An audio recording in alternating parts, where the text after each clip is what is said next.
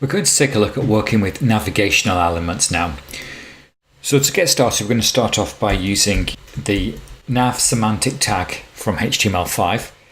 And then as navigation really is just a list of links, we're going to use an unordered list to hold those in. And this is a common thing that you will see on the internet. So inside the unordered list goes a list element. And then inside there, we can create our link to whatever it is we want to create. In this case, we're just going to do a link to the home page. And we'll create a couple more navigational elements like that. I'm going to use Command D to copy those lines down.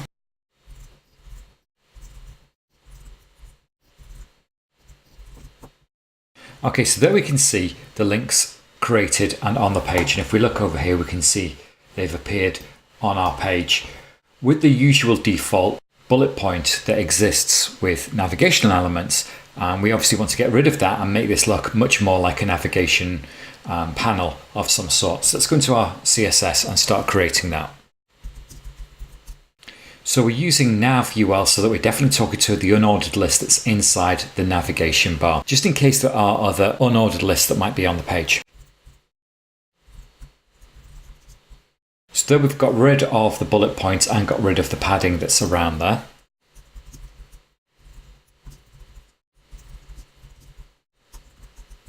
You can see there we've just made each element 150 pixels wide, put a little bit of margin around each one to push them down a little bit and then align the text to the center.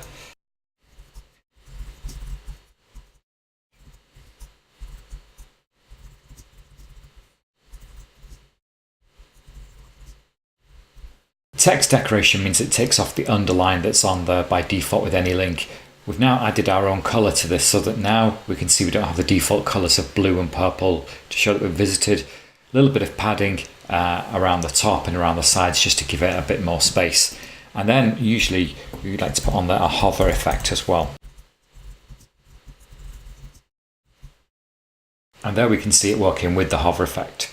So that works well for when we want to try and create navigation that's going to sit down the side of our page. In our next video, we're going to look at creating navigation that sits all on one line like a navigation bar.